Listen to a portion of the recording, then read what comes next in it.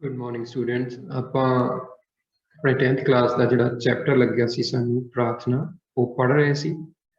ਕੱਲ ਆਪਾਂ ਇੱਥੇ ਤੱਕ ਪੜ੍ਹਿਆ ਸੀ ਕਿ ਸਿੱਖ ਦੀ ਅਰਦਾਸ ਬਾਰੇ ਜਿਹੜੀ ਗੱਲ ਹੋਈ ਸੀ।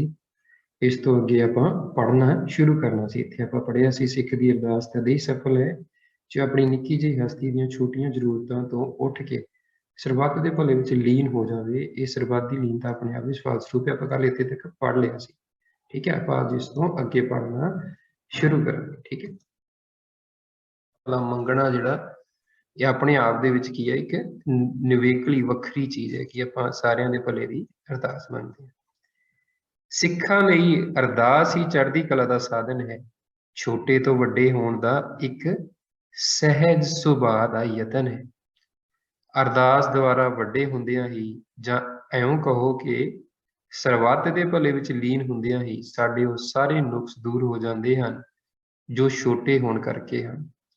ਸਾਡਾ ਨਿਕਾਰਾਪਨ, ਸਾਡਾ ਕਮੀਨਾਪਨ, ਸਾਡਾ ਛੁੱਟਦਿਲਾਪਨ, ਸਾਡਾ ਵੱਖਰਾਪਨ, ਇਹਨਾਂ ਸਭਨਾਂ ਤੋਂ ਇਸ ਤਰ੍ਹਾਂ ਖਹਿੜਾ ਛੁੱਟ ਜਾਂਦਾ ਹੈ ਤੇ ਮਨੁੱਖ ਇਉਂ ਇਹਨਾਂ ਤੋਂ ਉੱਪਰ ਹੋ ਜਾਂਦਾ ਹੈ ਜਿਸ ਤਰ੍ਹਾਂ ਉਸਦੇ ਵੱਡੇ ਹੁੰਦਿਆਂ ਹੀ ਪੁਰਾਣੇ ਕੱਪੜੇ ਛੋਟੇ ਹੋ ਗਏ ਸਨ। कि जिन्नियां भी साडे च बुराइयां आ कि निकम्मियां जे कोई असीं बुराई है साडे च, जेकर असीं छुट दिले हां, असीं छोटा सोचदे हां, जेकर असीं सड़क दूजियां तो वखरे चलदे हां, जदों असीं अरदास कर लैंदे हां कहंदा कि इस तरह असीं इन्हां सारियां चीज़ां तो दूर हो जाने हां। जिस तरह जदों असीं वड्डे हुंदे हां तां साडे कपड़े छोटे हो जांदे। कहण तो भाव जिस तरह असीं छोटे कपड़े पा के एक बच्चे वाले कपड़े पा के एक वड्डा मनुख नहीं चल सकता, उसी तरह अरदास करके एक बंदा इन्ना वड्डा उच्चा हो जाता, कह दईए कि साडा सुभाਅ इन्ना उच्चा ते हो जाता कि साडे सोच इदां दी बन जाती कि असीं दूजियां दा बुरा फिर सोच नहीं सकते। जेकर असीं सारियां दा भला मंगदे हां ते असीं फिर दूजियां दा बुरा नहीं सोच सकते। जिस तरह कि आपां जदों वड्डे हो जांदे तां छोटे कपड़े नहीं पा सकते, उसी तरह इसी दा नाम चढ़दी कला है जो ਸਰਬੱਤ ਦੇ ਭਲੇ ਦੀ ਭਾਵਲੀਨਤਾ ਤੋਂ ਤਤਖਿਣ ਪ੍ਰਾਪਤ ਹੁੰਦੀ ਹੈ। ਮਾਇਆ ਦੇ ਪਾਪ ਲੀੜੇ ਦਾ ਛੋਟਾ ਰਹਿ ਜਾਣ ਮਾਇਆ ਦੇ ਪਾਪ ਲੀੜੇ ਦਾ ਛੋਟਾ ਰਹਿ ਜਾਣ ਤੇ ਮਨੁੱਖ ਦਾ ਇੱਕ ਸਰਬੱਤ ਪੁਰਖ ਹੋ ਕੇ ਨਿਸ਼ਪਾਪ ਉੱਚਾ ਉੱਠ ਜਾਣ ਦਾ ਨਾਮ ਚੜ੍ਹਦੀ ਕਲਾ ਹੈ। ਇਸ ਅਵਸਥਾ ਦੀ ਪੂਰਨਤਾ ਹੀ ਸਿੱਖ ਅਰਦਾਸ ਦੀ ਕਰਾਮਾਤ ਹੈ। ਸਾਡੀ ਸੁਗਿਆਤ ਸੌਖ ਲਈ ਸ਼੍ਰੀਮਾਨ ਭਾਈ ਸਾਹਿਬ ਭਾਈ ਵੀਰ ਸਿੰਘ ਜੀ ਨੇ ਅਰਦਾਸ ਦੀ ਜ਼ਰੂਰਤ ਲਈ ਇਸ ਪ੍ਰਕਾਰ ਦਾ ਅਲੰਕਾਰ ਪਹਿਲੇ ਟਰੈਕਟ ਵਿੱਚ ਬੱਧਾ ਹੈ ਜੋ ਸਨ 1893 ਦੇ ਕਰੀਬ ਉਹਨਾਂ ਲਿਖਿਆ। ਆਪ ਦੀ ਭੇਟ ਕਰਦੇ ਹਾਂ। ਜੋ ਲੋਕ ਆਪ ਨੂੰ ਇਹ ਸ਼ੰਕਾ ਪਾ ਦਿੰਦੇ ਹਨ ਕਿ ਪ੍ਰਾਰਥਨਾ ਕਰਨੀ ਵਿਅਰਥ ਹੈ, ਇਸ ਦੇ ਪੜ੍ਹਨ ਤੋਂ ਇਸ ਦਾ ਉੱਤਰ ਆਪ ਨੂੰ ਇਸ ਅਤ ਸਿੱਖਿਆ ਦਾ ਇੱਕ ਪ੍ਰਸੰਗ ਦੁਆਰਾ ਸਾਖਿਆਤ ਹੋ ਜਾਵੇਗਾ। ਲੋ ਕਿ ਉਹ ਕਹਿੰਦੇ ਕਿ ਜਿਹੜਾ ਟਰੈਕਟ ਕੀ ਬੇਟੇ ਇੱਕ ਤਰ੍ਹਾਂ ਦੀ ਲਿਖਤ ਹੁੰਦੀ ਸੀ ਪਹਿਲੇ ਸਮਿਆਂ 'ਚ, ਜਿਹੜੀ ਜਿਸ ਤਰ੍ਹਾਂ ਲਾ ਲਓ ਕਿ ਆਪਾਂ ਕਹਿ ਦਈਏ ਕਿ ਜਦੋਂ ਪੰਜਾਬੀ ਸਾਹਿਤ ਦੇ ਵਿੱਚ ਲਿਖਣ ਦੇ ਮੁੱਢਲਾ ਦੌਰ ਸੀਗਾ ਨਾ, ਕਿ ਪਹਿਲਾਂ ਤਾਂ ਜਿਹੜੀ ਆਪਣੀ ਪੰਜਾਬੀ ਭਾਸ਼ਾ ਆ, ਜੇ ਆਪਾਂ ਇਹਦੀ ਗੱਲ ਕਰੀਏ, ਜਿਹਦੇ ਮੁੱਢ ਦੀ ਇਹਦੀ ਸ਼ੁਰੂਆਤ ਦੀ ਗੱਲ ਕਰੀਏ ਤੇ ਆਪਾਂ ਪ੍ਰਮਾਣਿਤ ਤੌਰ ਤੇ ਸਭ ਤੋਂ ਪੁਰਾਣੀ ਲਿਖਤ ਮੰਨਦੇ ਹਾਂ ਸ਼ੇਖ ਫਰੀਦ ਜੀ ਦੀ ਜਿਹੜੀ ਬਾਣੀ ਆ ਉਹਨੂੰ ਸਭ ਤੋਂ ਪੁਰਾਣੀ ਮੰਨਦੇ ਆ।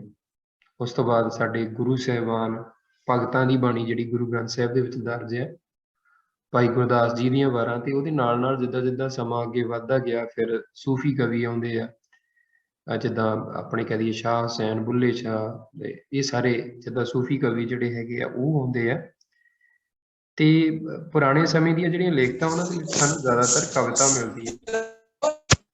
ਪਰ ਜਿਹੜਾ ਆਪਣਾ ਕਹਿ ਦਈਏ ਕਿ ਅੱਜ ਦੀ ਗੱਲ ਕਰੀਏ ਤੇ ਜਿਸ ਤਰ੍ਹਾਂ ਲਾ ਲਓ ਕਿ ਜਿਹੜੇ ਕਹਿ ਦਈਏ ਕਿ ਨਾਵਲ, ਨਾਟਕ, ਕਹਾਣੀ, ਇਹ ਸਾਰਾ ਕੁਝ ਪੰਜਾਬੀ ਦੇ ਵਿੱਚ ਲਿਖਣਾ ਸ਼ੁਰੂ ਹੋਇਆ ਲਗਭਗ 1890 ਦੇ ਕਰੀਬ। ਕਵਿਤਾ ਪਹਿਲਾਂ ਤਾਂ ਲਿਖੀ ਜਾਂਦੀ ਸੀ, ਨਾਵਲ, ਨਾਟਕ, ਕਹਾਣੀ, ਤੇ ਇਸੇ ਤਰ੍ਹਾਂ ਟਰੈਕਟ ਵੀ ਇੱਕ ਲਿਖਤ ਦਾ ਰੂਪ ਸੀਗਾ ਜਿਹਦੇ ਵਿੱਚ ਕਹਿ ਦਈਏ ਕਿ ਆਪਾਂ ਕੁਝ ਕਹਿ ਦਈਏ ਜਿਸ ਤਰ੍ਹਾਂ ਆਪਾਂ ਅੱਜ ਲੇਖ ਲਿਖਦੇ ਹਾਂ, ਇਸੇ ਤਰ੍ਹਾਂ ਉਸ ਤਰ੍ਹਾਂ ਟਰੈਕਟ ਦੇ ਵਿੱਚ ਕੀ ਕੁਝ ਸਿੱਖਿਆਦਾਇਕ ਗੱਲਾਂ ਜਿਹੜੀਆਂ ਉਹ ਲਿਖੀਆਂ। ਆਪ ਦੀ ਭੇਟ ਕਰਦੇ ਹਾਂ। ਸੁਰ ਆਪਾਂ ਇੱਥੇ ਪੜ੍ਹਨਾ ਸੀਗਾ। ਤੂੰ ਠਾਕੁਰ ਤੁਮ ਪਏ ਅਰਦਾਸ, ਜੀਉ ਪਿੰਡ ਸਭ ਤੇਰੀ ਰਾਸ। ਪ੍ਰਾਰਥਨਾ ਵਿਸ਼ੇ ਪੁਰ ਇੱਕ ਮਨੋਹਰ ਵਾਰਤਾ, ਸਦ ਬਖਸ਼ਿੰਦ ਸਦਾ ਮਿਹਰਬਾਨਾ, ਸਭਨਾ ਦੀਏ ਅਦਾਰੇ। ਚਲੋ ਇਹ ਅਰਦਾਸ ਦੇ ਜਿਹੜੇ ਸ਼ਬਦ ਆ ਆਪਾਂ ਲਗਭਗ ਜਦੋਂ ਅਰਦਾਸ ਕਰਦੇ ਹਾਂ ਤੇ ਲਗਭਗ ਹਰ ਰੋਜ਼ ਬੋਲਦੇ ਹਾਂ ਗੁਰਬਾਣੀ ਦੀਆਂ ਲਾਈਨਾਂ।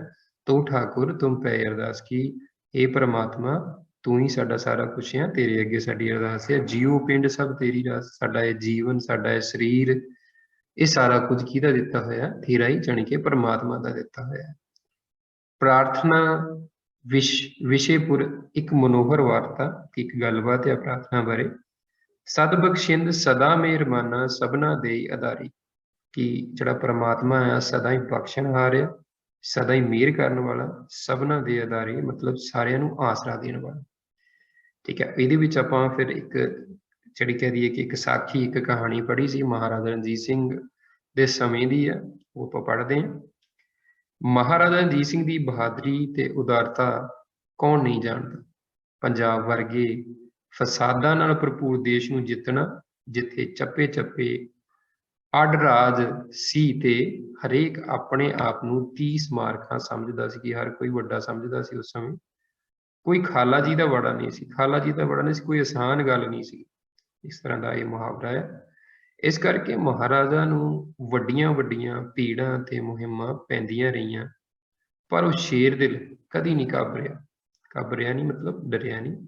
ਔਕੜ ਵੇਲੇ ਅਕਾਲ ਪੁਰਖ ਅੱਗੇ ਪ੍ਰਾਰਥਨਾ ਕਰਨੀ ਤੇ ਕਾਰਜ ਸਿੱਧ ਲੈ ਲੈਣੇ।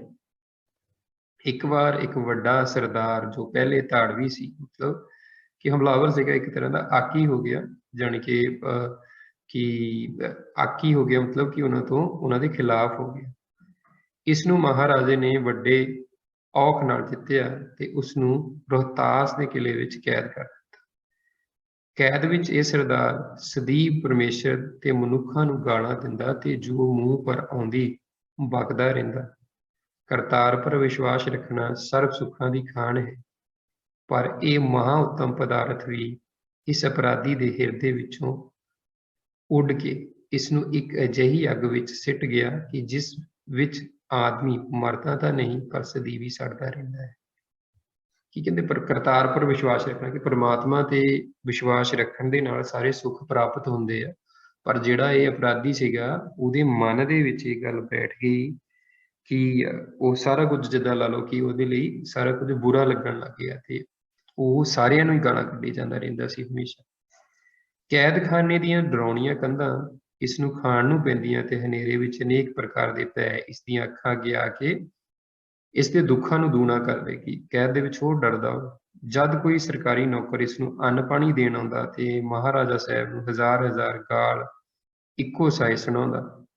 ਇੱਕ ਦਿਨ ਇਹ ਦੁਖੀ ਸਮਾਂ ਕੱਟਣ ਲਈ ਆਪਣੀ ਕੁਟੀਆਂ ਦੇ ਜਾਲੇ ਫਰੋਲ ਰਿਹਾ ਸੀ। ਅਚਾਨਕ ਇੱਕ ਪੁਰਾਣੀ ਪੋਥੀ ਹੱਥ ਲੱਗੀ, ਉਸ ਨੂੰ ਲੈ ਕੇ ਪੜ੍ਹਨ ਬੈਠ ਗਿਆ। ਵਿਹਲਿਆਂ ਹੋਣ ਕਰਕੇ ਇਸ ਦਾ ਦਿਲ ਪੋਥੀ ਵਿੱਚ ਖੁੱਭਦਾ ਗਿਆ। ਛੇਕੜ ਇੱਕ ਤੁਕ ਪੁਰ ਪਹੁੰਚਾ, ਸਦ ਬਖਸ਼ਿੰਦ ਸਦਾ ਮਿਹਰਬਾਨਾ, ਸਭਨਾ ਦੇ ਆਧਾਰੇ। ਕੀ ਪਰਮਾਤਮਾ ਬਖਸ਼ਣਹਾਰ ਆ, ਮਿਹਰਬਾਨ ਹੈ, ਸਾਰਿਆਂ ਨੂੰ ਆਪਣਾ ਆਸਰਾ, ਓਟ ਆਸਰਾ ਦਿੰਦਾ। ਇਹ ਤੁਕ ਨੂੰ ਪੜ੍ਹ ਕੇ ਉਹ ਇੱਕ ਪ੍ਰਕਾਰ ਦੇ ਵਹਿਣ ਵਿੱਚ ਪੈ ਗਿਆ ਕਿ ਕੀ ਪਰਮੇਸ਼ਰ, ਜਿਸ ਨੂੰ ਮੈਂ ਇੱਕ ਡਰਾਉਣਾ ਭੂਤ ਸਮਝਦਾ ਹੈ, ਏਡਾ ਕਿਰਪਾਲੂ ਹੈ ਕਿ ਸਦੀਵ ਬਖਸ਼ਦਾ ਤੇ ਦਇਆ ਕਰਦਾ ਹੈ ਅਤੇ ਪਾਪੀ ਪੁੰਤਮਾ ਸਭ ਨੂੰ ਆਸਰਾ ਦਿੰਦਾ ਹੈ। ਕਿ ਉਹ ਕਿਰਪਾ ਸਾਗਰ ਦੀ ਮਿਹਰ ਦੀ ਛਾਂ ਹੇਠ ਮੈਂ ਨਹੀਂ ਆ ਸਕਦਾ? ਆਪ ਜਾਣਦੇ ਹੋ, ਜਦ ਆਦਮੀ ਦੁਨੀਆ ਦੇ ਹੱਥੋਂ ਸੱਤ ਜਾਂਦਾ ਹੈ ਤਾਂ ਉਸਦਾ ਮਨ ਸੱਚਾਈ ਦੇ ਪ੍ਰਵਾਨ ਕਰਨ ਨੂੰ ਸੁੱਤੇ ਹੀ ਤਿਆਰ ਹੋ ਜਾਂਦਾ ਹੈ। ਇਸ ਤੁਕ ਦੇ ਪਵਿੱਤਰ ਭਾਵ ਨੇ ਇਸ ਡੁੱਬਦੇ ਪੁਰਖ ਨੂੰ ਸਹਾਰਾ ਦਿੱਤਾ। ਇੱਕ ਰਾਤ ਮੀਂਹ ਹਨੇਰੀ ਤੇ ਵਰਖਾ ਨੇ ਉਹ ਤਰਥੱਲੀ ਮਛਾਈ ਕਿ ਕੈਦੀ ਨੂੰ ਨੀਂਦ ਨਾ ਆਈ, ਪਰ ਇਸ ਸੋਚ ਵਿੱਚ ਸਾਰੀ ਰਾਤ ਬੀਤ ਗਈ ਕਿ ਮੈਂ ਪਾਪੀ ਹਾਂ ਤੇ ਪਰਮਾਤਮਾ ਸਭ ਨੂੰ ਸਹਾਰਾ ਦਿੰਦਾ ਹੈ। ਕੀ ਮੈਨੂੰ ਵੀ ਪਰਮੇਸ਼ਰ ਬਖਸ਼ੇਗਾ? ਕੀ ਮੇਰੇ ਪਾਪ ਵੀ ਖਿਮਾ ਹੋ ਸਕਦੇ ਹਨ? ਇਹਨਾਂ ਸੋਚਾਂ ਦਾ ਫਲ ਇਹ ਹੋਇਆ ਕਿ ਇਸ ਪਾਪੀ ਦੇ ਦਿਲ ਵਿੱਚ ਸੱਚਾ ਪਛਤਾਵਾ ਆਇਆ ਤੇ ਹੱਥ ਜੋੜ ਕੇ ਪ੍ਰਾਰਥਨਾ ਕਰਨ ਲੱਗਾ। हे अकाल पुरख, मैं अपनी जवानी ਦੇ ਦਿਨਾਂ ਵਿੱਚ ਕਈ ਆਦਮੀ ਬੇਦੋਸ਼ੇ ਮਾਰੇ ਤੇ ਸੈਂਕੜੇ ਇਸਤਰੀਆਂ ਵਿਧਵਾ ਤੇ ਅਣਗਿਣਤ ਬਾਲ ਅਨਾਥ ਕੀਤੇ।